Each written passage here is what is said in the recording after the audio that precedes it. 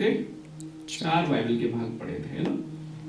पहला भाग हमने पढ़ा था दूसरा राजा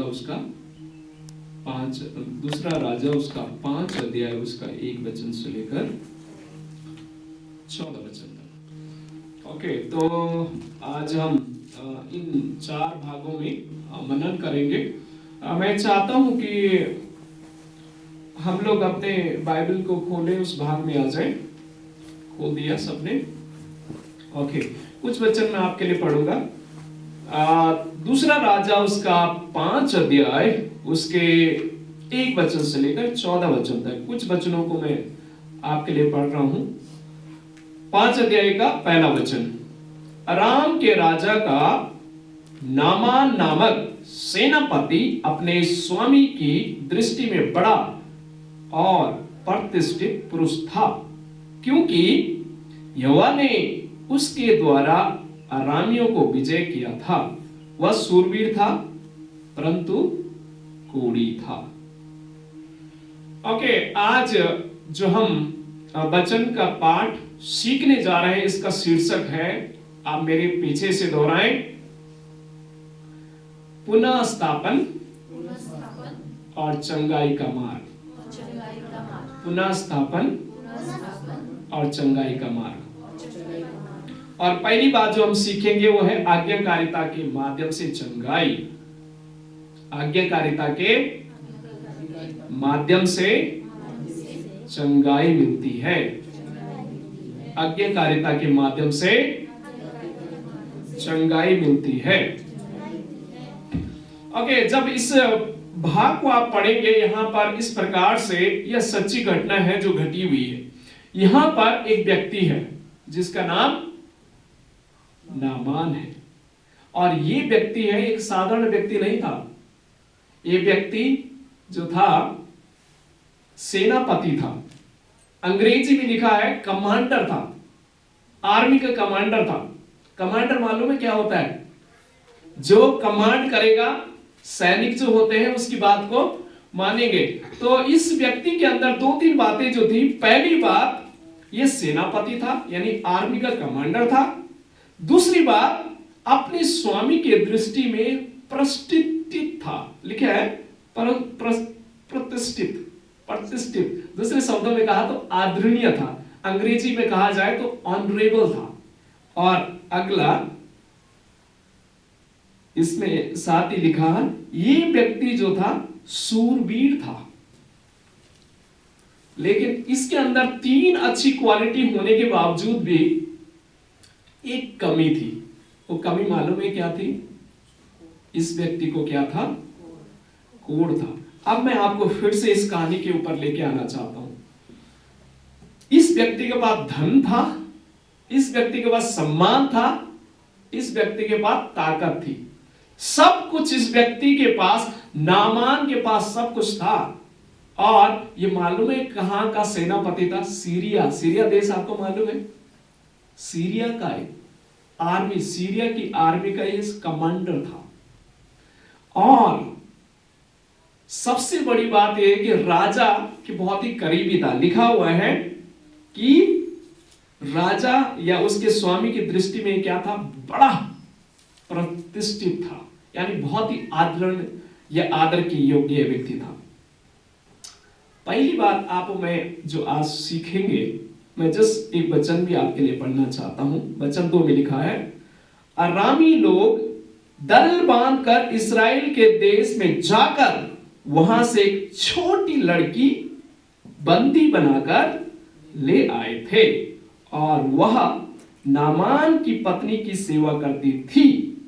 3 वचन में लिखा है, उसने अपनी स्वामिनी से कहा, यदि मेरा स्वामी सोमरोन के भविष्यवक्ता के पास होता तो क्या ही अच्छा होता, क्योंकि वह उसको कोढ़ से चंगा कर देता। 4 वचन में लिखा है, तो नामान ने अपने प्रभु के पास जाकर कहा, यानी प्रभु कहें तो राजा के पास जाकर के कहा, इजरायली लड़की इस प्रकार कहती है।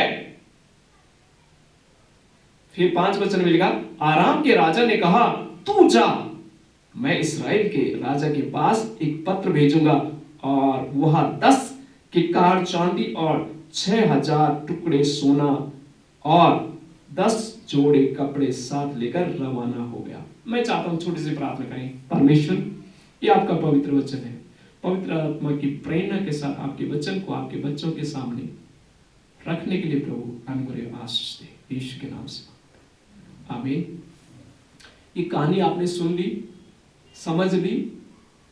अब यहां पर जो आपको मुझे सीखने की आवश्यकता है, आप मेरे साथ थोड़ा सोचें। इतना बड़ा व्यक्ति, आर्मी का कमांडर, सूरवीर, आदरणीय व्यक्ति, वो भी राजा का खास व्यक्ति, एक छोटी सी लड़की की बात को क्या करता है? सुनता है। एक छोटी सी लड़की की बात को सुनता है। और मैं जो सोच रहा था कि ये सिर्फ यही नहीं सुन रहा है, राजा भी लड़की की बात में क्या होता है? लड़की की बात को राजा भी क्या कह रहा है? मना नहीं कर रहा। आप थोड़ा मेरे साथ सोचे, कुछ तो खास था इस लड़की के अंदर। ये लड़की, इस लड़की को मालूम है कैसे इस देश में लाया गया, सीरिया में कैसे लाया गया। ये जो सूरवीर है, कौन? नामान, इसकी सेना जाकर के उस देश में गई, वहां के लोगों को मारा होगा, कत्ल किया होगा और इस लड़की को वहां से उठा करके अपने देश सीरिया में लेके आए। और ये लड़की गुलाम है। आप थोड़ा मेरे साथ सोचे, इस लड़की में कुछ तो खास था, कुछ तो खास इस लड़की में था कि इस लड़की को उन्होंने मारा नहीं। एक्चुअली उस समय जब आर्मी जाती थी, किसी को नहीं छोड़ते, कत्ल कर देते थे, मार देते थे।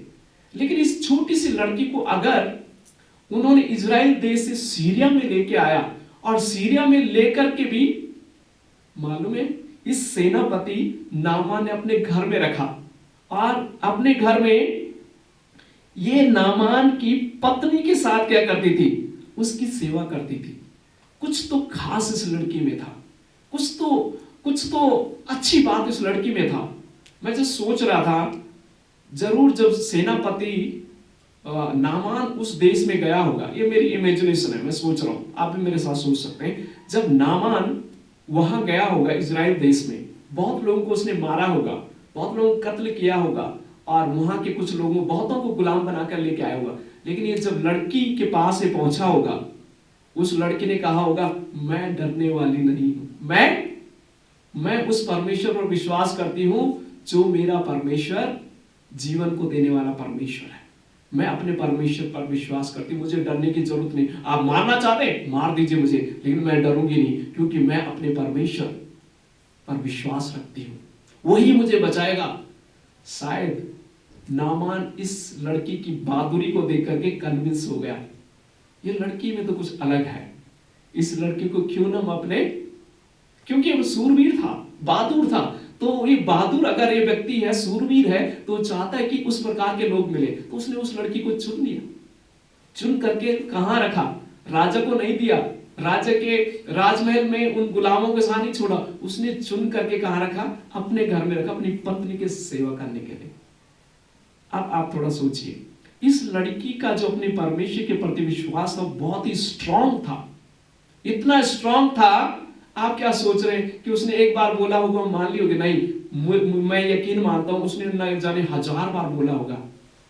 1000 बार उस लड़की ने अपने स्वामिनी के पास कहा होगा कि मेरे जो स्वामी है, नामान जी जो है, आप जरूर मेरे देश में उन्हें भेजें, वहां पर परमेश्वर का एक दास है, अगर उसके लिए प्रार्थना करें वो चंगा हो जाएगा, उसने बोला होगा। फिर नामान की पत्नी भी कन्विंस हो गई।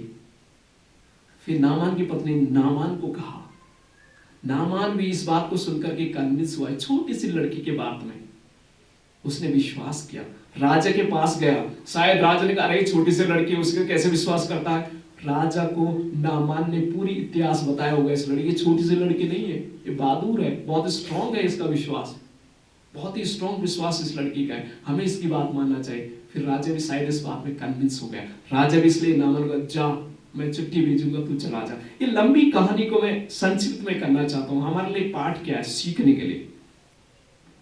आप और मैं जो सीख सकते हैं वो ये है कि आज्ञाकारिता के माध्यम से चंगाई मिलती है। जब आप और मैं आज्ञा मानते हैं ना, चंगाई मिलती है।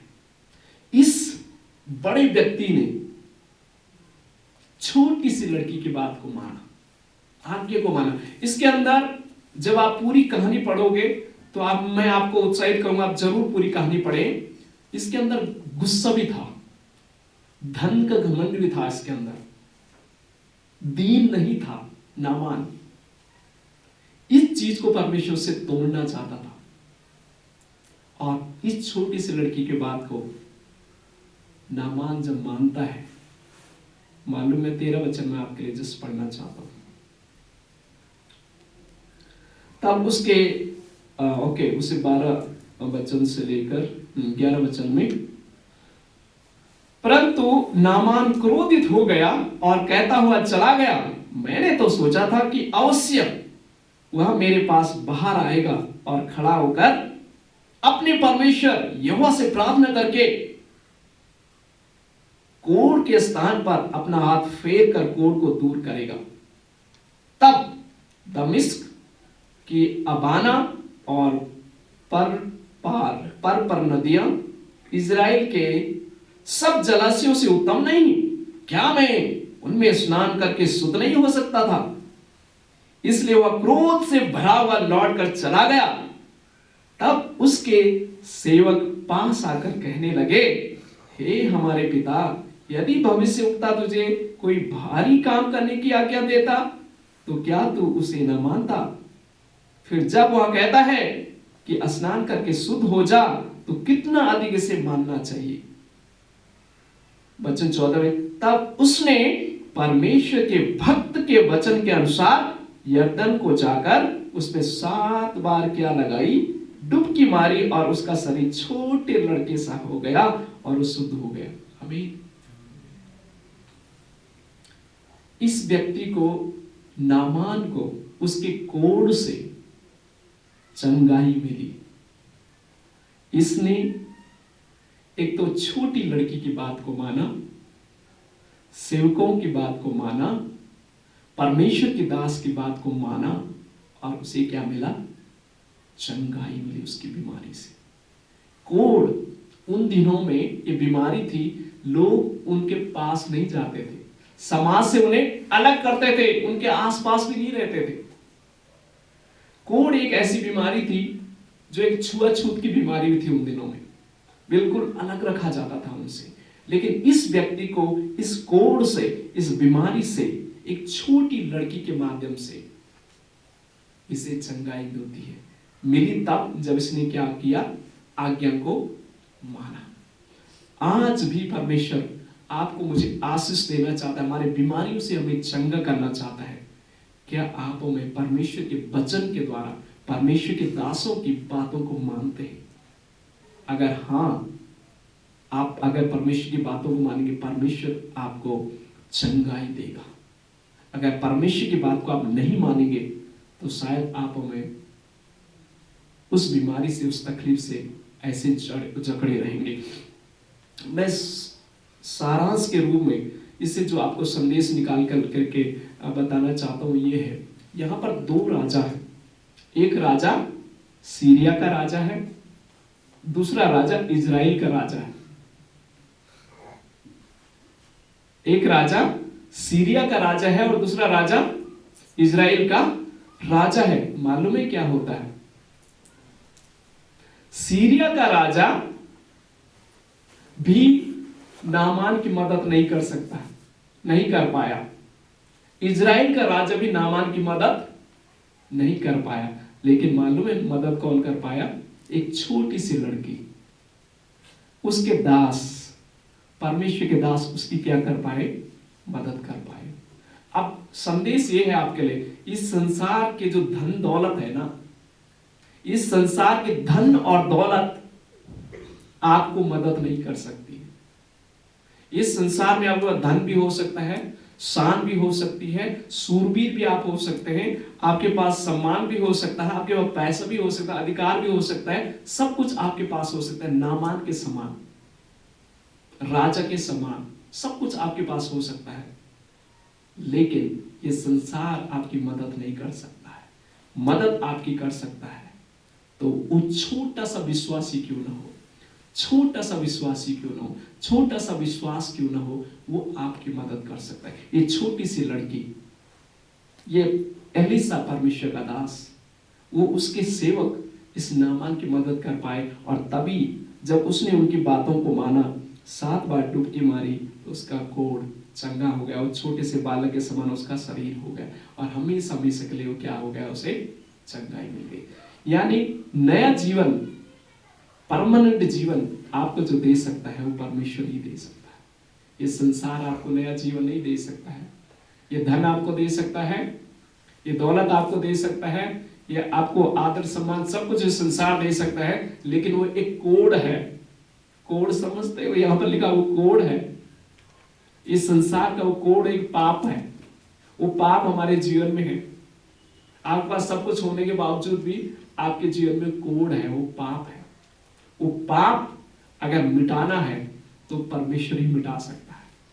परमेश्वर के वचन को ध्यान पूर्वक सुने, परमेश्वर के दासों की वाणी को सुने, कलीसिया में आए, तभी जाके आप और मैं उस बीमारी से, उस तकलीफ से हमेशा हमेशा के लिए निजात पाएंगे। तो पहली बात क्या हमने सीखी है कि आज्ञाकारिता के माध्यम से चंगाई मिलती है।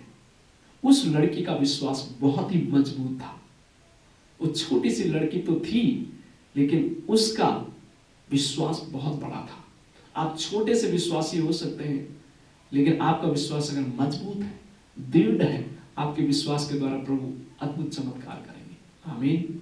तो परमेश्वर आपको इस वाणी के द्वारा हमें आशीष दे। नामान और वो छोटी से लड़की और एलिसा जो परमेश्वर का दास है, उनके जीवन के द्वारा परमेश्वर हमें आशीष दे। दूसरी बात, जस्ट मैं आगे बढ़ना चाहता हूं, मैं संक्षिप्त में आपको इसका सारांश बताना चाहता हूं, ज्यादा डिटेल्स में न जा करके। जो हमने आज भजन उसका 51 पढ़ा, उसमें से जो हमें दूसरी बात सीखने को मिलेगी वो है, आप मेरे पीछे से दोहराएं, टूटापन और पाप स्वीकार शरीर और प्राण को चंगाई प्रदान करता है। टूटापन और पाप स्वीकार शरीर और प्राण को चंगाई प्रदान करता है। दूसरी बात जो आप और मैं इससे सीखेंगे कि जब आप और मैं अपने आप को दीन करते हैं, दूसरी भाषा में कहा जाए या साधारण शब्दों में कहा जाए, जब आप अपने आप को दीन करते हैं, जब आप स्वीकार करते हैं कि हाँ प्रभु मुझसे गुनाह हुआ है, हाँ प्रभु ये पाप मुझसे हुआ है, हाँ प्रभु ये गलती मुझसे हुई है, जब आप इस बात को स्वीकार करते हैं, परमेश्वर आपको क्या करता है, क्षमा कर देता है। प्रभु आपको चंगा कर देता है, प्रभु आपको बचा लेता है। यहां पर जब आप भजन संहिता 51 पढ़ोगे, मैं 3 वचन आपके लिए पढ़ना चाहता हूं। लिखा, मैं तो अपने अपराधों को जानता हूं और मेरे पाप निरंतर मेरी दृष्टि में रहता है। मैंने केवल तेरे ही विरुद्ध पाप किया है और जो तेरी दृष्टि में बुरा है वही किया है। वचन 7 में लिखता है, जूफा से मुझे शुद्ध कर तो मैं पवित्र हो जाऊंगा, मुझे धो और मैं हिम से भी अधिक श्वेत बनूंगा। वचन 10 में लिखा है, हे परमेश्वर मेरे अंदर शुद्ध मन उत्पन्न कर और मेरे भीतर स्थिर आत्मा नए सिरे से उत्पन्न कर। 11 वचन में, मुझे अपने सामने से निकाल ना दे और अपने पवित्र आत्मा को मुझसे अलग ना कर। जो दूसरी बात आपको मैं समझाना चाहता हूं इस भाग के सारांश से, आपको मालूम है दाऊद राजा से भी गलती हो गई। गलती क्या हुई?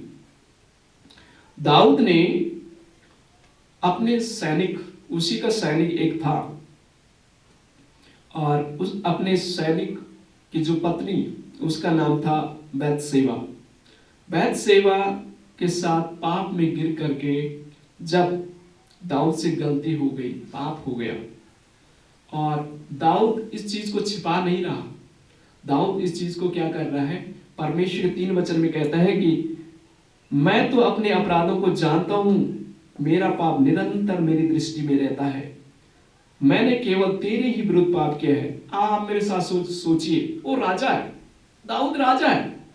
दाऊद चाहे तो किसी से विवाह कर सकता है, वहां की एक व्यवस्था थी, वहां की एक उस समय एक कल्चर था कई कई शादी कर सकता था, और वो राजा था। राजा ने अगर शादी भी कर ली उससे तो उतना बड़ा कोई गुनाह नहीं था उन दिनों में। लेकिन दाऊद राजा इस चीज को स्वीकार करता, अपने पापों को ढांपने की कोशिश नहीं करता है। वो कह सकता था मैं तो राजा हूं, कुछ भी कर सकता हूं, लेकिन नहीं। दाऊद कहता है मैं तो अपने अपराधों को जानता हूं और मेरा पाप निरंतर मेरी दृष्टि में रहता। मैंने केवल तेरे ही विरुद्ध पाप किया है। आप और मैं, परमेश्वर ईमानदार लोगों को चाहता है। इसके अंदर एक ईमानदारी तो थी। उसने अपने पाप को परमेश्वर के सामने स्वीकार किया। हाँ प्रभु, मैं मनुष्य हूं, मुझसे गलती हो गई, ये गुनाह मुझसे हो गया परमेश्वर, लेकिन प्रभु मैं स्वीकार कर लेता हूं। और उसके दिल की यही इच्छा है। वचन 7 में कहता है जूफा से मुझे शुद्ध कर तो मैं पवित्र हो जाऊंगा। जूफा उन दिनों में एक्चुअली एक पौधा था।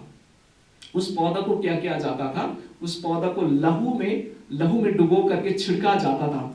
जब पाप क्षमा करने के लिए बकरी का जो लहू होता था, बकरी बलिदान होती थी, और बलिदान करके उसका जो खून होता था छिड़का जाता था ताकि उनके पाप क्षमा हो जाए। एक ये था, वो प्रथा थी, वहां पर एक ट्रेडिशन थी उनकी।